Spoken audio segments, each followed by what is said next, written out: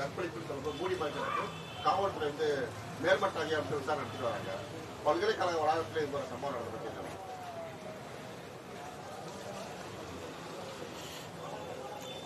இது போன்ற கொடுஞ்செயல்கள் எப்பவாவது வெளியில் வரும்போது தான் இது குறித்து பேசுகிறோம். ஆனால் நிறைய இடங்களில் இது நடக்குது, அதை மறைக்கப்படுது. உங்களுக்கு கடந்த காலங்களே உங்களுக்கு தெரியும். அதுக்கு உடனடியாக நடவடிக்கை எடுத்து கடும் சட்ட நடவடிக்கை எடுத்து தண்டனைகளை வழங்காதனால தான் இது அப்படியே செய்தியாகவே இருந்து கடந்துடுது.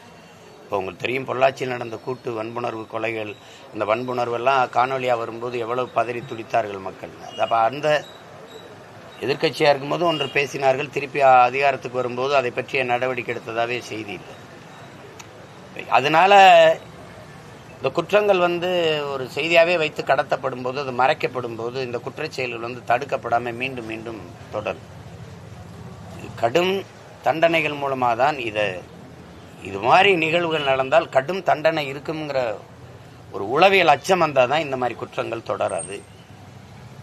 இப்போ இது மாதிரி பார்க்கும்போது நம்ம பெண் பிள்ளைகளை படிக்க அனுப்புகிற நம்முடைய அப்பா அம்மா, நம்முடைய குடும்பத்தில் இருக்கிறவர்களுடைய மனநிலை தான் ரொம்ப முக்கியமானது. ஒரு அச்சமின்றி நம்ம பிள்ளைகளை அனுப்பி வைக்க முடியாது அப்படின்னு ஒரு தாய். நான் ஒரு போராட்டத்தில் ஈடுபட்டு கொடுக்கும்போது ஒரு 60 வயசு 70 வயசு இருக்கிற ஒரு பெரியம்மா என் கையை பிடிச்சி அழுதாங்க. உங்களுக்கு சொல்ல வார்த்தை வரல. என்னென்னா, அந்த பிள்ளைகளை பள்ளிக்கூடம் கல்லூரிகளுக்கு அனுப்பிட்டு நிம்மதியாகப்படுத்த உறங்க முடியல, ஏதாவது நீ செய்ய அப்படின்னாங்க. அது சொல்லி இப்போ ஒரு 10 வருஷம் இருக்கும். நான் அந்த நேரத்தில் என்ன செய்கிறது? இப்போ நீங்கள் சொல்கிறதுக்கு பதில் தான் நான் சொல்ல முடியுது. இது மாதிரி குற்றங்கள் தொடராமல் இருக்கணும்.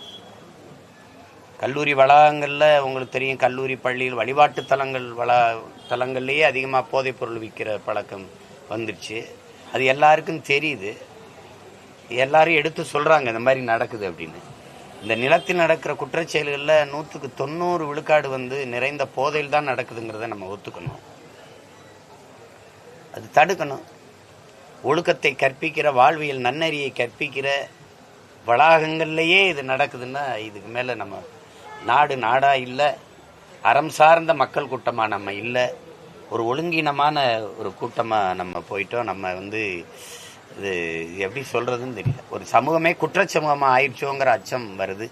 எதிர்கால பிள்ளைகளை, தலைமுறை பிள்ளைகளை எந்த நம்பிக்கையில் நாம் விட்டு செல்வதுங்கிற அச்சம் வரும். குடிக்க தண்ணி இல்லை, சுவாசிக்க காற்று இல்லை, உண்ண நஞ்சில்லாத உணவு இல்லை, படிக்க கல்வி இல்லை, படித்தா வேலை இல்லை.